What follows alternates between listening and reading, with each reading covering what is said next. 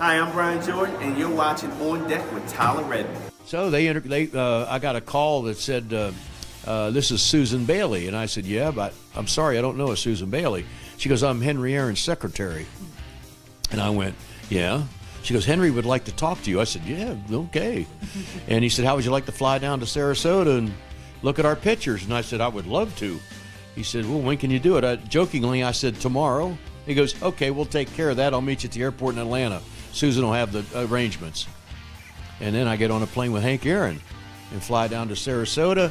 He offers me a job, and I said, well, what team do you want me to manage? He goes, no, he wants you to be a pitching coach. Hi, this is Phil Necro. You're watching On Deck with Tyler Redmond. Most guys throw it this way.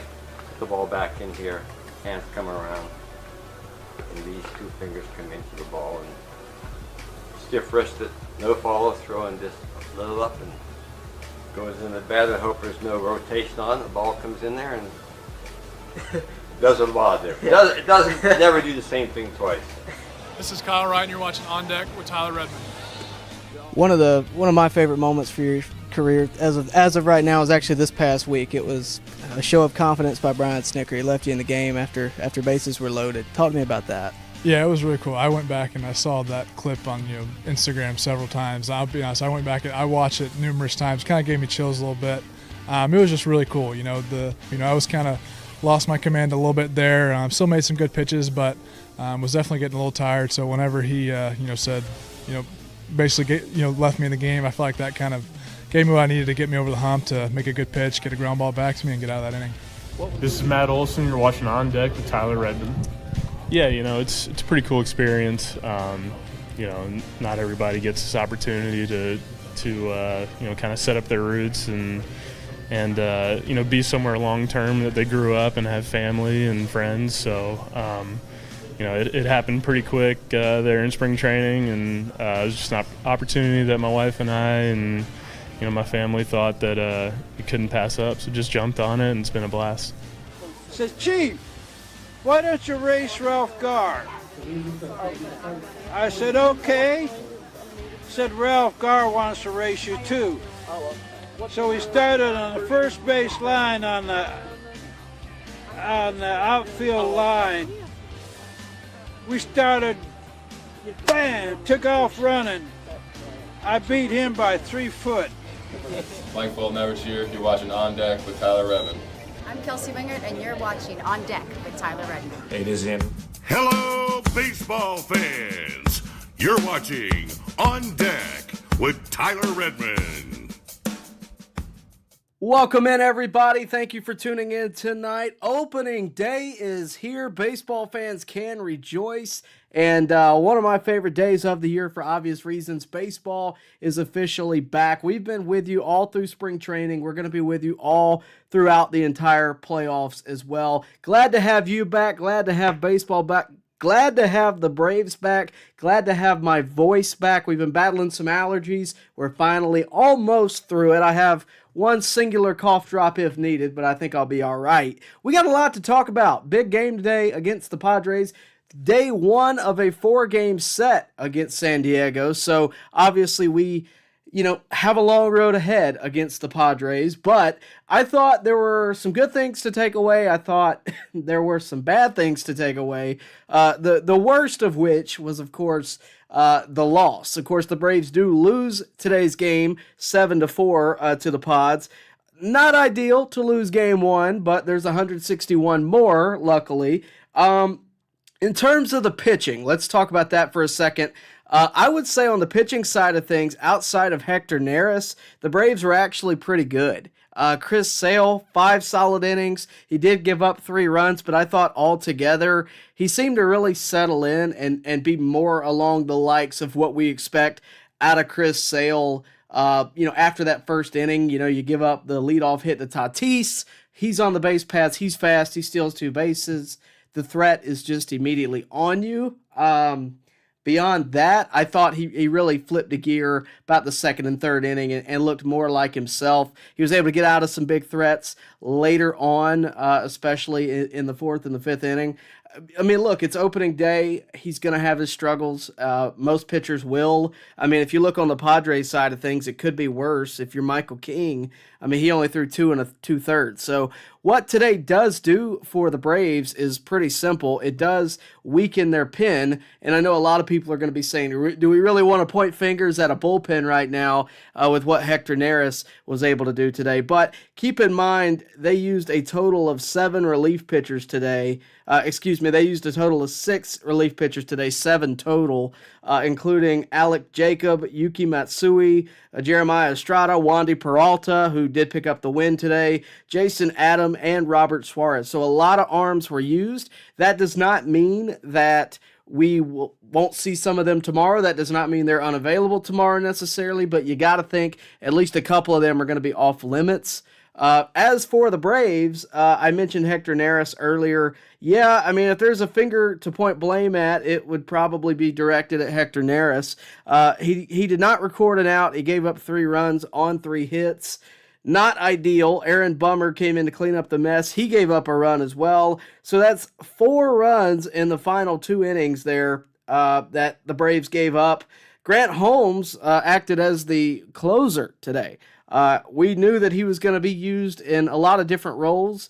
Didn't expect day one for it to be in the 9th inning, but it's what the Braves went with. And being that they were down by 3, that makes a lot of sense. He is the long man. There's no reason to think he couldn't be used in the bullpen tomorrow as well. And keep in mind, I thought Grant Holmes, a lot of people were circling him to be that automatic 5th starter. I thought the Braves were going to explore what roles they could use him in, because he is one of those guys who can flip on a dime and be a bullpen guy, be a starter too.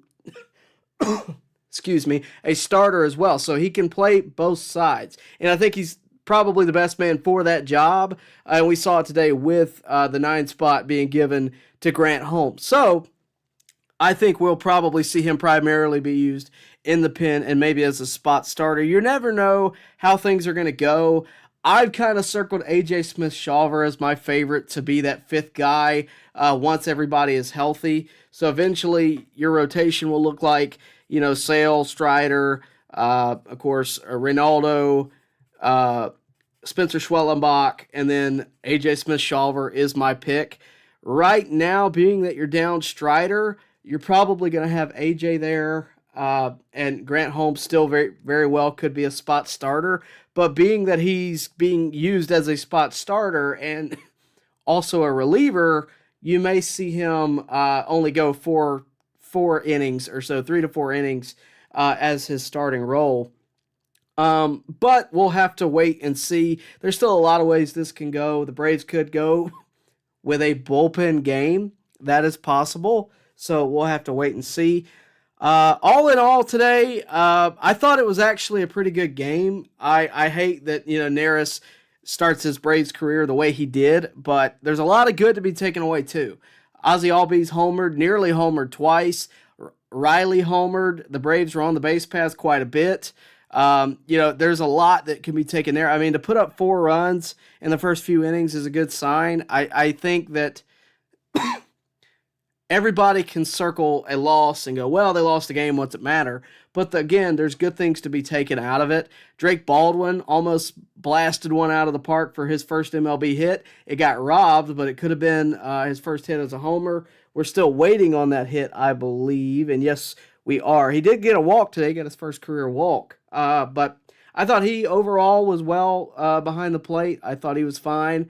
I didn't see anything super extraordinary, but what I did see was a patient hitter in both him and Profar, which are good positives to be taken away, because for the past few years I've heard in the chat quite a bit, when are we going to get some guys that, fight off pitches and hit for average? Well, I think you got them in Profar and Baldwin, at least to some degree. They are fighting away pitches. They are patient hitters. They're not looking for just the long ball. And maybe that'll translate to some of the rest of the lineup. Maybe in Orlando Arcia, he had a hit today. So all in all, again, there's things we can point at and pick apart. I thought overall the bats were okay. The starter was good. The bullpen ran into one rocky inning, and that led to our downfall. But, there's still, obviously going to be room to improve. I thought overall, though, again, the Braves looked good. I think they'll be better tomorrow, more than likely. I hate that we're starting the season with a 7-game stretch against the Padres and the Dodgers, because that's never a fun time. But it's what we got. So thank you guys for tuning in. Thank you to CeeLo, too. I know you're out there watching. Appreciate you tuning in as well. Thank you for the redirect. For those of you that were on CJ's stream, glad to have you here again, battling some allergies. I'm sure you can hear it. Trying to fight through it for you. We had a lot to talk about. I didn't want to miss tonight. But we're going to be here all year long. We're going to try to be here for as many games as we can, again, starting tonight. And I want to thank you for being here. If you would do us a favor, hit that bell for notifications, like the video. That's the biggest thing you can do right now. And if you haven't already, please do subscribe. We would really appreciate that. Helps us get our name out there and, of course, be even bigger, be an even bigger channel. CeeLo does a great job in helping us promote. We try to give you a fair, accurate dissection of the game, and hopefully that'll be what you get tonight. But before we go to break real quick, I do want to give our sponsors a shout out because I failed to do that on the intro. Glenn Smith Chevrolet GMC, they've been great sponsors for us, not only this year, but also last year. They've been great. If you need a vehicle and you're anywhere near the Southeast, Glenn Smith Chevrolet, you see the website right there. Go check them out. They're going to give you the best deal, and I promise you, you will leave with a smile. That said, guys, we're going to go to break. We're not going to be on for a very long time tonight. Don't have a lot to talk about other than the game, but we're going to answer all your questions. So get those in. I already see the chat is active. We're going to get to those when we return. So again, get your questions in, comment, like the video if you have not already, subscribe if you have not already, and of course, hit the bell for notifications so that you can stay up to date with everything right here at On Deck. In 2025, we're hammering down high prices at Glenn Smith GMC in Opelika. New GMC Sierra 4x4 crew cabs, discounted up to $12,000 off. GMC Terrain with a roomy cabin and pro safety, discounted up to $7,000 off. Enjoy the new year with no payments for 120 days. Choose from over 500 new and used vehicles on the lot or on the way. GlennSmith.com. Get ready to smile.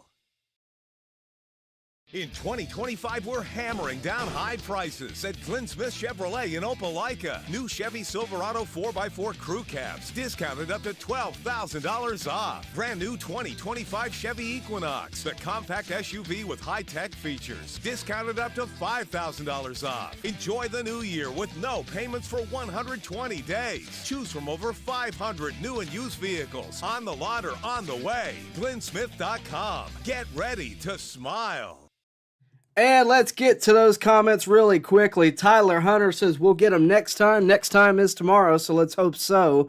The Bright Wolf says, wow, Neris really cost us this game. And according to the box score, I would have to agree with you. Hopefully he'll improve and he'll be, more along the lines of what we've seen him in over years past. Over the years, when we made that signing, the thing that, came to my mind was how many times we've, been on the good end of a Neris outing, in the sense of, I remember times where we came back. I believe it was with the Phillies a few years ago, and it was, I think even back as far as like Nick Markakis playing with the Braves, that we came back and were able to, walk it off against the Phillies against Neris. So you hope that he can really flip it in gear. We know what he can do, and hopefully he'll be able to do that. But remember, there's more guys coming. The team we have today is not the team necessarily that we'll have tomorrow. Strider is on his way. Acuna is on his way. And if some would suggest that Craig Kimbrell could be on his way too. So we still have a long way to go, and I do believe that. I think those three guys are going to make a big impact. We have more guys to choose from. We have barely cracked the bullpen open in a lot of regards because, I'm looking at it. We use Dylan Lee, Hector Neris, Aaron Bummer, and Grant Holmes, three of which we know from last year. Neris, of course, the one guy out. Dylan Lee, I think this is the year he really breaks out. I've said that all off season. With the loss of A.J. Minter, I think the Braves are going to lean on him a little more to be one of those more dependable big lefties. And I think he has more of an arsenal to do that as opposed to an Aaron Bummer. I think Bummer could be a really good setup guy. I think Dylan Lee could turn into your eighth inning guy, right? Which is what Hector Neris was intended to be today. I think that could very well be Dylan Lee. Of course, We didn't even see Raisel Iglesias today, didn't get a save opportunity. We also didn't get a chance to really shut out the game. So hopefully we see him tomorrow. Inyel De Los Santos is out there. We have a lot of new guys that you ought to go look at the roster and just kind of be aware of. Hector Neris was one of those guys, didn't work out today. Hopefully it'll be better come tomorrow. David Thatcher joins the chat, says this DFA bullpen will cost Braves the division. Being cheap does cost you. I don't disagree with that.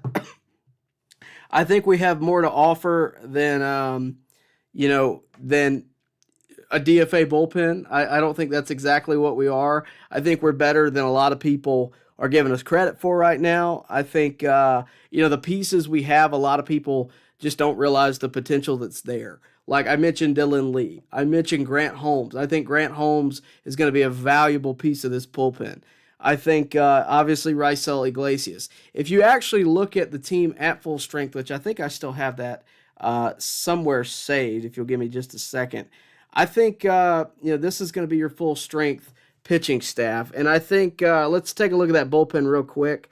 Raisel, Pierce Johnson, both of those guys, solid righties. Dylan Lee, I already spoke about him. Aaron Bummer, spoke about him already.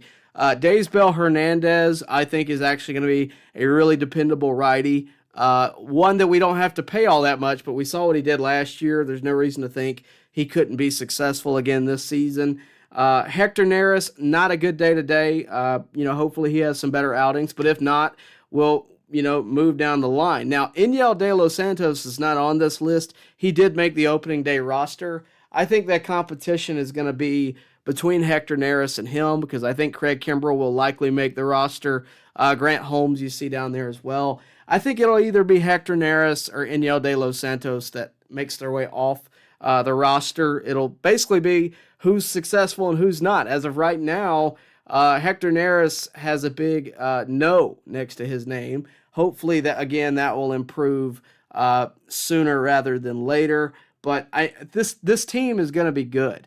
I think Spencer Strider being on this list makes it that much better because your bullpen gets deeper the moment Grant Holmes is definitely out of your rotation. So the moment you get Strider back, the moment A.J. Smith-Shawver establishes himself as the fifth starter, your bullpen's going to get deeper because you're going to have a guy in Grant Holmes that can handle multiple innings, that can handle long relief. Don't forget about Jesse Chavez. He's on a minor league deal as well. So you have a lot of options to choose from, and hopefully the Braves pick the right ones. Right now, obviously didn't go the Braves' way, and hopefully, they're still testing the water. The first few weeks of the season, I would at least say the first week, is still kind of an extended spring training. Like, yes, they count. That's the difference, and it's not the right mentality to have, but you're still exploring your team. You're still exploring who is capable of what, who is in shape, who is ready to go, those kind of things. Especially when you're getting acquisitions as late as the Braves did, right? Like Craig Kimbrell and Jesse Chavez. We just got them. They're still in the minor leagues. They're still ramping up for the season. So, as time progresses, this bullpen's going to shake out quite a bit. I remember talking to Pierce Johnson at spring training, and, he was telling me that, look, the reason we go get so many guys in the minors is because we're going to go through this pitching staff. We are going to explore a lot of options. We're going to use a lot of these options that these guys have. So we're going to have to explore that, and obviously we're going to have to ride it out as time goes on. But hopefully the Braves are able to, again, find the right guys, and if they're not within the Braves clubhouse right now, hopefully they will be sooner rather than later. I think Craig Kimbrell will be on there, and to be honest with you, I think Hector Neris will probably find his way, and hopefully he won't be put in a position where he only has a 1-run lead next time. Maybe you give him a 2 or 3 run lead the next time. But obviously it didn't work out for him today. The Padres offense is also a really good offense. I mean, Sale was the Cy Young Award winner last year, and he didn't exactly have his best day today. He had a solid day, 5 innings, 3 runs, quality start, but I think even he would tell you, good place to start for the season for sure, but not his best work. And hopefully, he can figure that out, and I'm sure he will, right? The longer time goes on, the better these guys are going to be. I mean, it just is what it is. Doug Eibel says, stay close enough till the deadline and Double-A will get bullpen help then. Yeah, I mean, that's an option too, right? There's always the chance that the trade deadline is fruitful for the Braves. I mean, we saw it in 21. We've seen them really be active over the past few years. It's a rarity that they're not active. I mean, even last year, through all of the strife and the injuries, they still went out and got, Jorge Soler, which was a sight for sore eyes at the time. Didn't work out with any kind of real success, but that just shows you that the Braves are going to be active pretty much every year to improve the team in some form or fashion. So I still think that'll be the case. Corey Carter says he was not crazy about the lineup today. He would have preferred Ozuna, Profar, Riley, Albies, Olsen, Arcia, Baldwin, Verdugo, Harris. Wow, you would have preferred Ozuna leading off? I don't know about that. What am I missing here? Oh, you would have preferred Verdugo just in the lineup. Okay, so no Kelnick. Yeah, I could see that. I think they probably go with Kelnick to start out because they. All right, this is going to sound weird, but you're balancing the fact that number one, Kelnick, you know what he's going to give you, he's going to give you solid defense. Not to say that Verdugo won't either, but Verdugo's also fallen off over the past couple of years. He's competing for that spot. Maybe he hadn't done enough to earn it. Verdugo also was considered a depth piece upon arrival. Like, they didn't think that Verdugo was going to be the guy they immediately put out there. That just wasn't in the cards, really, in my opinion. I think that was always kind of the plan. Beyond that, I would say, I hope you don't really mean Ozuna leading off. I doubt you do. I wouldn't do that. I mean, that's just me. I mean, the lineup today was Profar, Riley, Olsen, Ozuna, Albies, Harris, Baldwin, Arcia, Kelnick. That's about how I would draw it up. I think obviously once you get Acuna in there, I think everybody will shift back one. So you would in theory have Acuna leading off, Profar behind him, Riley, Olsen, Ozuna in the fifth spot, the extra cleanup, Albies, Harris, Baldwin, Arcia. I think that's the way it's going to go. In terms of Verdugo's going to have to earn his way back on the roster. Like if Kelnick just comes out and is not successful or doesn't make improvements or whatever the case may be, you may see it. Right now, they are platooning Kelnick and Brian De La Cruz. So that's pretty interesting because you had a right-handed starter. Obviously, Kelnick's going to get that. So, we'll see how it goes. It may be Brian De La Cruz tomorrow. I haven't even looked at potential starters. I got to look at that here in a second. But I think all in all, the lineup wasn't really the problem. I mean, it led to 4 runs. I think that you'll see very little difference there. I mean, you could argue that, I don't know. I don't think I'd lead off with Ozuna, though. I don't know if you meant to put it that way or not, but I wouldn't lead off with Ozuna. Let's see. Miguel says, whoa, it's unacceptable how Snitker managed that game.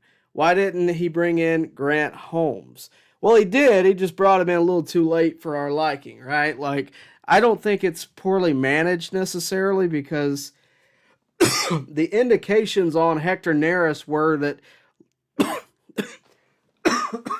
excuse me, guys. The indications on Hector Neris was, he's an eighth inning guy. I'd be lying to you if I told you that when I saw him warming up in the bullpen, I didn't go, oh, I don't know about that. I'd much rather have seen Joe Jimenez there, in a perfect world, but Jimenez is out. So it just kind of is what it is. I thought altogether, I didn't think it was really all the wrong calls. Maybe Snit just learned something when we did, which is, man, Hector Neris did not perform well here, and we don't need to necessarily put him in the eighth inning spot, ever again. Now, that's jumping to conclusions because I doubt that one appearance is going to make Snit cancel the Hector Neris experiment altogether. I would just doubt that completely. But look, I'm already reading 3 or 4 comments in the chat about Snit. I'm just going to be real with you. I am one of those people that will defend Snit pretty much through and through because a lot of people like to jump on that train of, we got to get rid of Snit. I have friends that will argue up and down with me day one of the season. I have friends that will argue up and down with me that they needed to let him go after he won the World Series and managed a perfect postseason practically. So I've heard it all.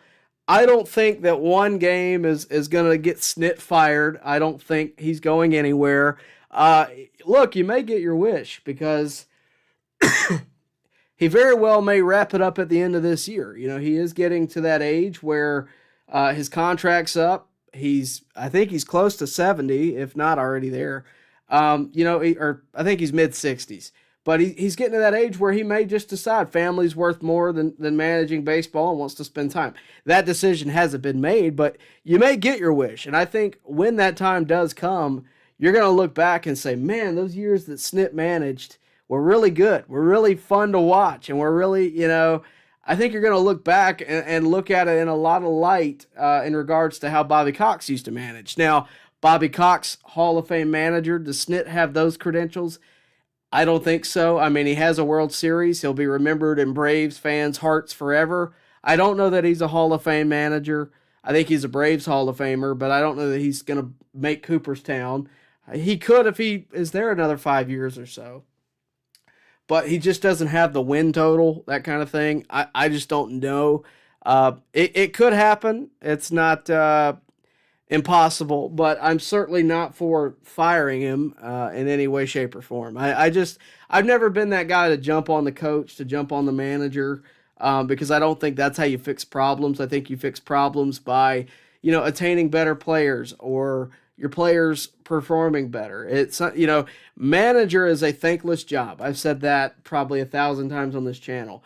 It is a thankless job. If you do great, you are expected to do great, and there's no reward. If you lose, then you are the worst manager of all time, right? That's just kind of how it goes. Same as college football head coach, same as, whatever the case may be, right?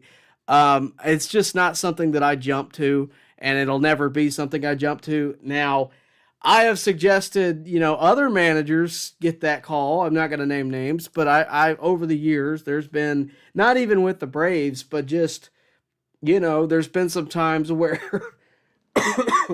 maybe a Tommy Lasorda needed to go, right? Like, there's just comes a time where everybody, gets to that point. But I don't think it's Snit's time. I think what he's doing year after year has been really successful. The way he managed the team last year and rallied the team last year through all the injuries, I think says it all. The fact that the players love him. I mean, look, guys, I've been in the clubhouse. I've been in some clubhouses that, are a little strifed and not, necessarily hunky-dory. But the Braves clubhouse, it's pretty consistently positive. And I don't think that that's going to change.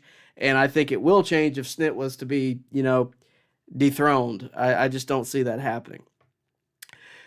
The Chopaholic says, did not love Neris in that spot. Hindsight is 2020, but who knows? And that's kind of my point with the whole Snit conversation is hindsight is 2020. No matter what you do, you're damned if you do, damned if you don't, because if you don't put Neris in, and let's say you put in, I don't know, let's just say you let Aaron Bummer go that inning, without, having any runners on. Aaron Bummer still may give up 2 runs. He may not have given up 3, but he may give up 2, and then you lose by 1, and you're still just as wrong as you would have been had you put in Neris. So, what was it the right call? Probably not. But again, Snit got a new toy in Hector Neris. He wanted to see how it performed, and I don't necessarily blame him. I said it earlier, when I saw him warming up in the pen, it was like, ooh, I don't know about that. But, again, like you said, hindsight's 2020. We're going to continue to read your comments when we come back from break. Guys, remember to like the video. A lot of you guys watching, very few of you have liked the video. That does really help our analytics, helps us get to a bigger crowd. We really would appreciate it if you could like the video, subscribe to the channel also, and, of course, hit the bell for notifications. We'll be right back. In 2025, we're hammering down high prices at Glenn Smith GMC in Opelika. New GMC Sierra 4x4 crew cabs, discounted up to $12,000 off. GMC Terrain with a roomy cabin and pro safety, discounted up to $7,000 off. Enjoy the new year with no payments for 120 days. Choose from over 500 new and used vehicles on the lot or on the way. GlennSmith.com. Get ready to smile. In 2025, we're hammering down high prices at Glenn Smith Chevrolet in Opelika. New Chevy Silverado 4x4 crew cabs, discounted up to $12,000 off. Brand new 2025 Chevy Equinox, the compact SUV with high-tech features, discounted up to $5,000 off. Enjoy the new year with no payments for 120 days. Choose from over 500 new and used vehicles on the lot or on the way. GlennSmith.com. Get ready to smile. Welcome back, guys. I've been reading some of your comments, and boy, oh boy, do we got some to get to. Yasuki Knight says it's his birthday almost, and baseball is back. Well, happy birthday. Happy early birthday. Captain Spartan only got to watch a little bit because of a doctor's appointment. I hope all is good. But we still look good. Glad we're not starting off the year wondering where the offense is. Yeah, I mean, if you can pick where to be, I'd much rather be worried about the bullpen than worried about the offense, right? Because if you're worried about the offense, that means you have no engine, right? If you're worried about the bullpen, you don't have gas. There's a difference, right? You can easily put gas in. If you don't have an engine, you're up a creek without a paddle. I hope that all made sense. I've kind of just rolled that off.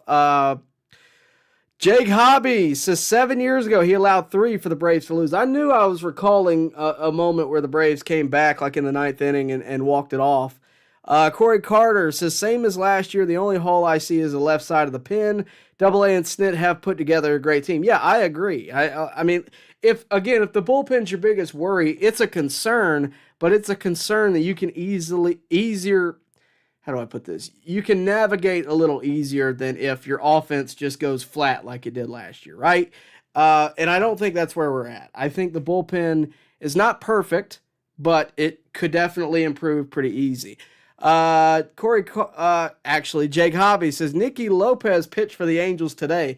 Well, it could be worse, couldn't it, I guess? The Angels must have been getting blown out if that were the case, or were up by a lot. Let's look him up. Nicky Lopez, I remember him well. Yeah, they got blown out by the White Sox of all people. Look at the White Sox getting themselves a win 8-1 over the Angels. Yeah, so just remember, it could be worse. We might have lost, but we didn't lose like that.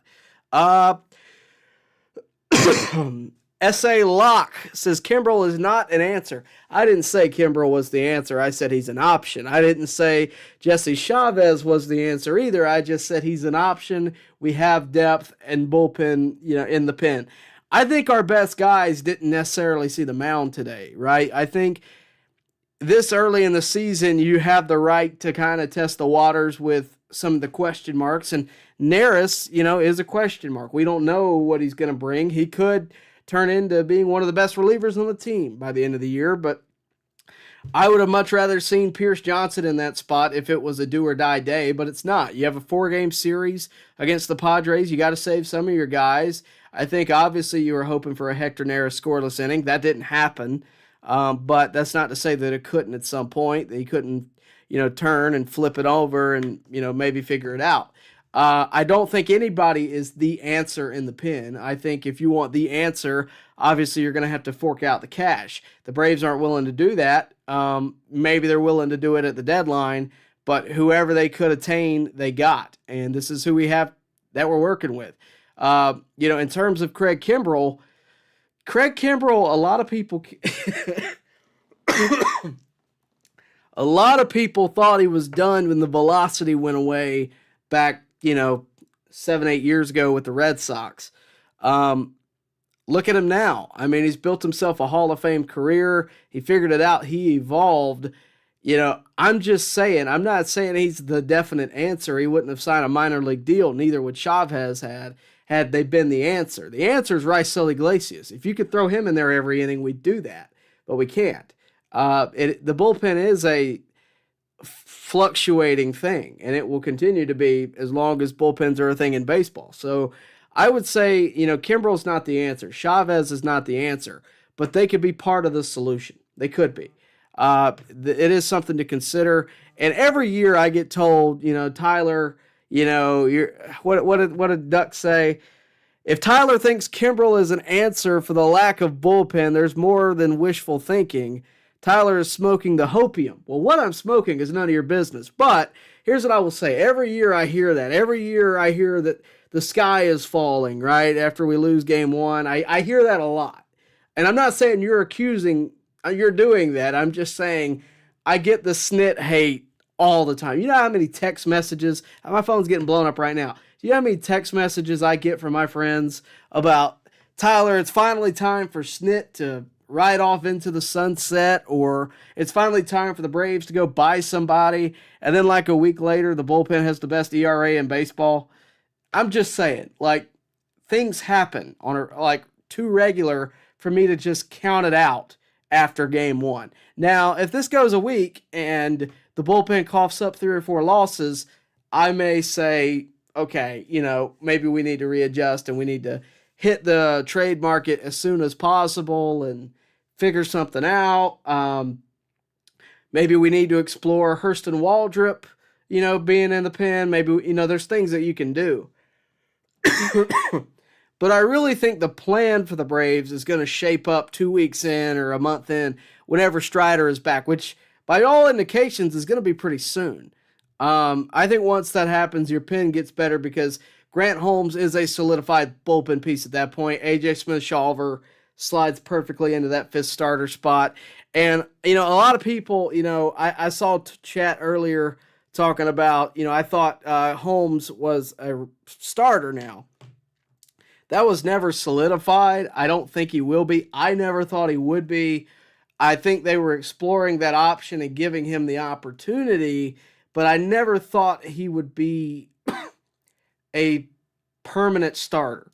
I thought he could be a temporary starter if Strider were to be out for an extended period of time, or maybe even for the short time. After A.J. Smith-Shawver had a solid spring training, I thought that went out the window right then, because Holmes is very useful out of the pen. He just is. You can use him as a spot starter in these stretches where you have 7 games on the West Coast, but you don't have to. There's a lot of ways he can be used. Maybe he could still start the first game against the Dodgers or the second game against the Dodgers if you wanted him to. So still a lot of ways he can be used. We'll see. Chavez is done. Boy, you crazy. Chavez ain't done. Chavez just getting started. Found the fountain of youth a few years ago. You're crazy. Plus, Brave Chavez is different than just Jesse Chavez, right? When he's in a Braves hat, things change. I'm just kidding. I like Jesse Chavez. Met him. I think he has a really good baseball mind. I think he's great to have with young pitchers. He's very, very mild in his delivery when he's speaking, and I think it's all business when it comes to baseball. I interviewed him last year around the All-Star game in the clubhouse. I asked him, look, what would the All-Star game mean to you? And he said as sternly and as softly as he could, that doesn't matter. I'm only worried about, postseason wins. That's what I'm worried about. I'm not worried about individual accolades. I'm not worried about any of that. I'm worried about helping this team make it to the finish line. And that's who Jesse Chavez is. So we'll see what happens. But I don't think anybody is the answer in that bullpen, but I definitely think that the Braves have enough there to possibly work around it until maybe you improve it at the deadline. Matty F says, I like Chavez, but the Braves keep going back to has-beens as far as relief guys. It's not going to cut it with the talent and hitting nowadays. You might be right, but for the past few years, last year excluded, the Braves have been able to make chicken salad out of what. So I think, we'll see. A lot of people are saying Verdugo. It could happen. He's a depth piece, and I say that with no insult. But once Ronald Acuna is back, it doesn't matter if it's Kelnick or him, because your outfield's going to be Profar in left, Michael Harris in center, and Acuna in right. So I don't know what it really matters. I mean, obviously you'll have a bench bat in some degree, but If it's Verdugo, great. We'll see. I don't think Kelnick is exactly shored up his spot. I mean, he's streaky. As Corey Carter says, he's a career 213 hitter. I don't think he's exactly a for sure. Maybe he's trade bait. Maybe somebody really needs a bench bat or an outfielder, right? Maybe. Maybe he's just added to a trade. I don't know. But I don't think he's exactly solidified. If Verdugo tears it up in Gwinnett, he may get the call. I don't know. But to me, right field is just a temporary spot anyway. It's like the starting role for the rotation right now with Strider out. Like the moment Strider and Acuna come back, they're in there. So to me, it's kind of pointless in arguing who's going to get that spot because it's all about who's producing right now. Kelnick was 0 for 4 today, so he's not. Kelnick very well may be out of there sooner rather than later with Verdugo getting the call. I don't think Kelnick exactly performed as well as the Braves had hoped last year in the platoon role. That's probably why they went and got a Profar. And I think once Acuna is back, that's your starting outfield. I think that's obvious at this point. So, we'll wait and see. I think ultimately the Braves have a lot of options in the outfield, especially with the addition of Profar. And, we'll see. But that's just how I feel about it. Harlem PS Gamer says many more games to come. We will be okay. Let's go Braves. Thank you. Nice change of pace there. More Snit hate. Not going into that. And like the chat saying he's in the final year of his contract. I mean, you can hate on him. He's not going anywhere at least till then. Maybe beyond. So we'll see. Duck Disciple says Kelnick is the least of the team's problem, the bullpen and pitching depth.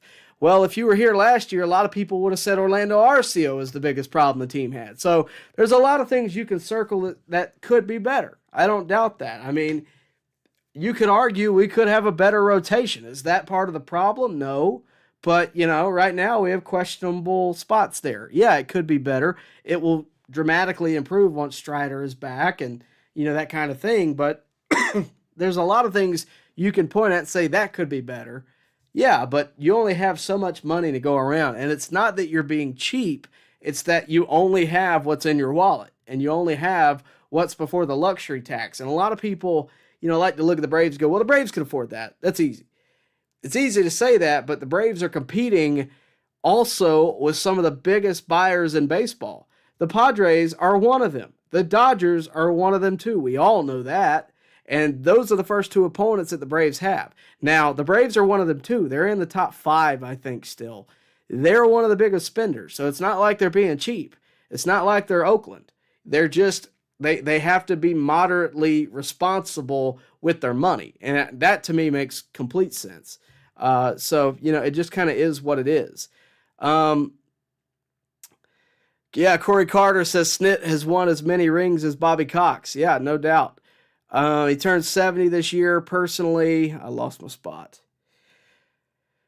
Let's see. I lost my spot. Snit turned 70 this year. Personally, still don't have a problem with him. 1 ounce of sand. Yeah, I mean, Captain Spartan, you said it. I think Snit will one day receive induction into the Braves Hall of Fame. His number may be retired. He has won a ring. He's been with the organization for 40 years. And if you think he's not running the team like Alex Anthopoulos wants him to, or like they have agreed upon, then, I think you're blind a little bit, right? Because that's the real key. A manager gets fired when they're not doing a good enough job managing the team that has been given to them. Hector Neris was signed by the Braves. Snit is using the tools given to him.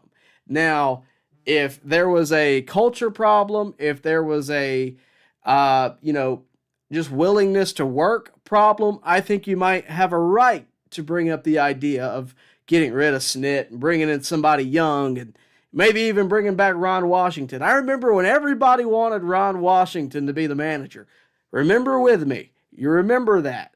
Now he's the manager in Anaheim, who lost 8-1 today, by the way. And I love Ron Washington. Very nice guy. I've spoken with him many a times. I wish him all but the best. Ron Washington has received a lot of criticism for some of his moves. The most recent of which was taking phones out of the clubhouse. Now, I'll tell you this, I don't care if they have phones or not. That's none of my business. I don't care at all. I don't think it's necessarily going to make you play better, but, he's receiving a lot of good from his team, but it's the outside that's all with all the critiques, right? It's the outside media that, oh man, Washington's coming in here and saying no phones, and they're calling him stupid and out of touch, and maybe he is. I don't know. Maybe he is out of touch. I personally don't think it matters what I say or what the media presents. I think that's stupid. All that matters is your clubhouse successful? Last year, the Braves had all kinds of, adversity, and what did they do? They went to the playoffs. The Angels have yet to do that, but Ron Washington, to create radical change, guess what? You got to be radical. Snit, luckily, doesn't have to be radical. He doesn't have to create radical change. There's minimal change that is needed. Whether that is in personnel or whether that is in culture, I think it's probably more to do with personnel. That's my belief. We'll see how it goes, but I think, there's a lot of options to choose from for who's next in line. I see a lot of people bringing up Walt Weiss in the chat. Somebody brought up Mark DeRosa. I'd be interested to see that. I like Walt Weiss. I think you could also look at Matt Tuiasosopo. I think he's been with the organization for quite a while. He could get the call. I think Walt Weiss makes the most sense, but I think it would likely, internal options-wise, those would be the most responsible choices. I think Snit would probably have a lot to say about who it would be. I think Walt Weiss makes a lot of sense, to be honest with you. I've always thought that. But anything can happen. We're going to go to break real quick one more time, and when we get back, we're going to continue to answer your questions, so make sure to get them in. Remember, Super Chats do get priority, so if you do Super Chat, we will read yours first, and of course, we'd love to hear from you. So put those in, and let me know what you think. In 2025, we're hammering down high prices at Glenn Smith GMC in Opelika. New GMC Sierra 4x4 crew cabs, discounted up to $12,000 off. GMC Terrain with a roomy cabin and pro safety, discounted up to $7,000 off. Enjoy the new year with no payments for 120 days. Choose from over 500 new and used vehicles on the lot or on the way. GlennSmith.com. Get ready to smile. Welcome back, everybody. Got a March Madness comment in here. Captain Spartan says, I'm assuming Tyler has got Auburn winning it all. That's, of course, because of my proximity to the school. I'm about 30 miles from there. I got Auburn and Alabama in the Final Four. I'd be lying to you if I said I didn't. I don't know if I got them winning it all. I never filled out a bracket. That's just not my thing. This time of year, I'm solely focused on baseball and the Masters. That's it. So didn't fill out a bracket. Don't really care to. We are covering Auburn. We're keeping an eye on them and Alabama. We were keeping an eye on Georgia, although we didn't expect a long road there, and that's kind of what happened. So I got them in the Final Four, hoping for the best. I hope, I've been covering them all year. Hopefully they can pull out the win there. Cameron Rowe has 0-162 pace so far. Well, Cameron, I'm going to just go out on a limb and say that I'll take the over on that. I think the Braves are going to have more than one win this year, more than no wins for sure. And I'll tell you what, if the Braves go 0-162, if they have a losing record, I don't know what I would do. I don't know what bet I could make. Cameron, if they have a losing record this year, I'll pay you $20. But if they have a winning record, I want you to pay me $20, okay? I'll take the over. Let's see. Corey Carter said, would have loved Tanner Scott. Yeah, me too. But he went for above market value. Maybe we can get a Will Smith reunion. If we can bring Uncle Jesse back 20 times, we can bring Smith back once. Yeah, maybe. I don't know. Will Smith hasn't exactly had the best of years since 2021, very much like Tyler Matzik. Matzik more so with injuries. Will Smith more so with just challenges and dealing with the game itself. I was all on Tanner Scott. I really would have liked that. But like you said, went for above market value. The Braves don't typically flirt with that tax bracket. Look, they went for Jeff Hoffman. He didn't pass a physical. They went for guys. those guys didn't work out. And if a deal doesn't seem right, you don't make it. And that's where we're at. So the bullpen is what it is. It's not ideal. I don't disagree with that, but, Miguel Freaka says, I think that Snitker mindset is in the minor leagues. He spent 40 years there. Neris did not work too much in spring training. Why did Snitker bring Neris? Because of his resume prior to. He's got experience, and should he have pitched today? Maybe not, but he did, and it didn't work out. Maybe he gets sent down tomorrow. Who knows? Maybe he got sent down today. I haven't checked, but I think you more so are, I don't know. I think that's to say Snitker's mindset is in the minor leagues, I think is a little off par. I think you're more so, I think you're wrong there. I think the minor leagues prepare you for the major leagues, right? And there's nothing wrong with having a minor league mindset in a major league capacity, because guess what? You're dealing with a lot of guys that are minor leaguers. AJ Smith-Shawver last year was a minor leaguer. Spencer Schwellenbach last year was a minor leaguer. Drake Baldwin today was his first big league game. So to have a guy with that experience, I would argue that's better for this team in a lot of ways. And sure, would you like some whiz to be brought in? Maybe, but Bobby Cox was a manager in the minor leagues too. He spent most of his time in the majors. The only reason Snit didn't spend most of the time in the majors is because Bobby Cox was here. Obviously you had Gonzalez after that, Freddie Gonzalez after that, but most of the time was spent with Snit in the minors because you had a guy like Bobby Cox at the helm. And Bobby Cox kept Snit around for pretty good reason, That's a guy Hank Aaron picked out. It's a guy that probably showed a lot of worth in the minors and was very good in the minors. But it just is what it is. Guys, we got to get out of here pretty soon. I've yet to have dinner, and I actually have to go back to work tonight. So we're going to answer these kind of rapid fire, and then we're going to wrap it up. But really do appreciate y'all tuning in tonight. Really do thank you for that. If you would, before we get out of here, please do like the video. It does help us get some of those views after the stream. It helps bring viewers in. Really do appreciate it. We're going to be doing these way more often this year. I do have a wedding, so that week I'll be gone, but I'm going to try to be here definitely once a week, maybe twice, and as much as I possibly can. Captain Spartan brings up a question, legit Braves question. Should we worry about the Nats this season? Don't know when the target year for their rebuild to come. I'll be honest with you, I haven't really looked myself, not in any real depth. I wouldn't be particularly worried about them.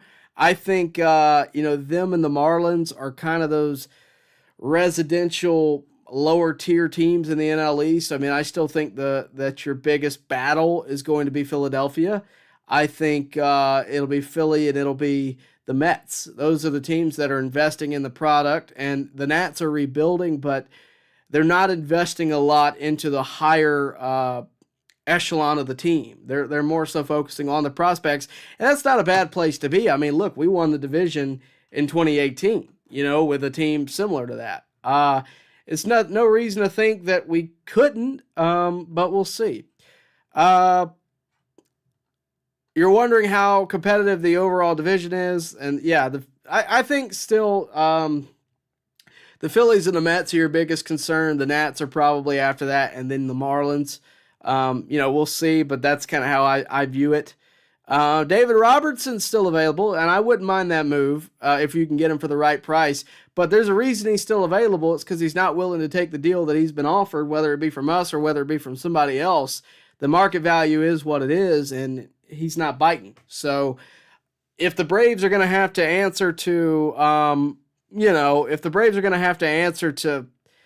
paying him $20 million this year, then I don't think they're going to do it. That's just my take. If you can get him for $5 million, I say go for it. But again, they were going to offer Jeff Hoffman quite a big contract. I think a 5-year contract, and I wasn't necessarily for that. So I mean, we'll see, but I don't know. Matt Mock says, I think the Braves go 2-5 before coming home on April 4th.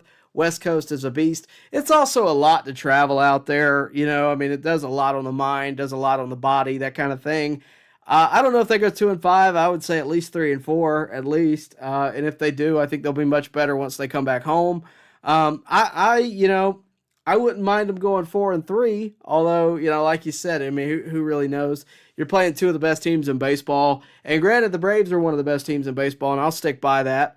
But it is quite a tough start to the season, no doubt about that. Miguel Frequa. Baldwin and Profar always give you quality at bats. However, RC and Kelenic are the opposite of them. Yeah. I mean, look, quality at bats are subjective in the sense that is a home run on the first pitch a quality at bat? You could argue yes, and you could argue no, because you didn't even let one pitch go by, and that pitcher, he gave up a solo shot, but he only gave up one pitch. So, I mean, quality at bat is good and bad. I mean, they have different approaches. I like the approach. It's more along the lines of the type of hitter I like, the Chipper Jones-esque professional hitter. But, this team does hit a lot of bombs. Riley gives you a good at bat. Olsen will give you a good at bat. Albies gives you a solid at bat. I'm trying to think about who else. Harris gives solid at bats. I would say, Arcia struggled. I mean, he's admitted that straight up. He struggled last year. I think, instead of crapping on him, it's better to, it's definitely better to root for him. Arcia is our shortstop. That's our guy. Kelenic right now is our right fielder, and I'm not one to really pick him apart. I definitely think things can improve. Arcia needs to improve. But I also think that when Acuna is back, a lot of these guys will naturally take an uptick because of the threat in the lineup. Krusty's acting real crusty. Krusty says, where is Acuna? And he uses some colorful language. Is he eating Twinkies? I don't think so. I think he's running laps, man. He's trying to get better. He's still hurt. He's coming back, though. Can Verdugo play short? That's an interesting conversation. That's, what? Let's see. Let's look it up. Let's not have me sitting here guessing. I don't believe so. But let's see, shall we? Here we go. Baseball Reference. All right, he is only listed as an outfielder. Let's see if he's ever... All right. Standard fielding. All right. A lot of outfield, DH, left field, no infield whatsoever, based on from 2017 to 2022. Now, I don't know what he did in the minors, but as a major leaguer, no, he is not a shortstop in any way, shape, or form. So there's your answer. At least for right now, Alex Verdugo cannot play short. That said, I didn't think Freddie Freeman could play third at one point, and we saw that. So anything is possible. I would rather have Profar in left. Yeah, I'd rather have Profar in left too. On the Go says Acuna would have gunned down at home, and the Murph would have thrown those guys out stealing. Let's hope we can keep Dylan Lee in more and see what Neris has again. Yeah, I think that's a pretty good assumption, right? Like Acuna, obviously, even if he didn't gun him down, he definitely would have been more of a challenge, and he definitely would have caused maybe the third base coach to throw up the stop sign, because we all know Acuna has a missile on there. So that is for sure. And Sean Murphy, nobody's going to run on Murph. Baldwin's young, and Kelenic is not Acuna. And, I don't think there's any shame in saying that. He's not. He's not the MVP. It just is what it is. So we'll see. I think we're going to wrap it up with that. Guys, we've gone a solid hour and 3 minutes, and we really appreciate you guys staying with us. Also want to throw out one more appreciation to our buddies over at Glenn Smith Chevrolet GMC. If you're out there looking for a vehicle, go check out Glenn Smith Chevrolet GMC. We really would appreciate it. And once again, thank you for tuning in tonight. We want to do this more often. We can't do it without you. So please continue to show up. Please continue to watch our videos. Remember, if you're out there, like the video, please do that. Subscribe to the channel so you can see all of our content, not just our live streams. We do interviews. We do videos breaking stuff down. Also, we didn't even talk about this, and I feel like we have to. Ian Anderson got traded. I feel like that's just not been treated like a big deal. Nobody's talking about that. That guy was a World Series hero. Nobody's talking about that.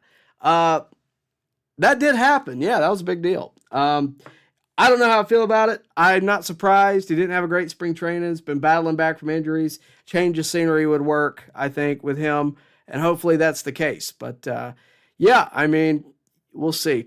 I'm going to head out on that note, though. Thank you again for watching. CeeLo, if you're still watching, thank you for getting us started with the redirect. Really do appreciate that, and really do appreciate that a lot because that does help us. Miguel wants to know, are we going to have live streaming tomorrow? Most likely not. I'll be working tomorrow, and I just don't know what my schedule will be. I would assume not. Most times I am off Tuesday, Wednesdays. Can't guarantee that, but most times that is the case. What I will tell you, though, is if you have notifications turned on, we are starting to schedule the streams in advance so that you guys know when they're on, when they're going to start, so you'll at least have a notification saying that I'll be on in 30 minutes and that kind of thing. So I'd encourage you to press that button. But Miguel, you always tend to find us. You're always here. So if you're out there and you'd like to get those notifications, all you got to do is hit that bell. So please do that. And we're going to wrap it up. Remember, though, go check out CeeLo's channel. He does a great job with the during the game broadcast. I always try to come here after the game so we can really break down not only necessarily what happened in the game. Today is a big day. We're focusing on opening day, but also other topics that are, prevalent in Braves country that I think need to be discussed. And, of course, we're going to do that all season long. And, again, I would really appreciate it if you do like the video, subscribe to the channel, and hit the bell for notifications so that you can stay up to date with everything going on here at On Deck. With that, guys, we will see you later. Thank you again for watching. Bye. Baseball fans, make sure you like and share this video and subscribe to this channel. As always, thank you for your support.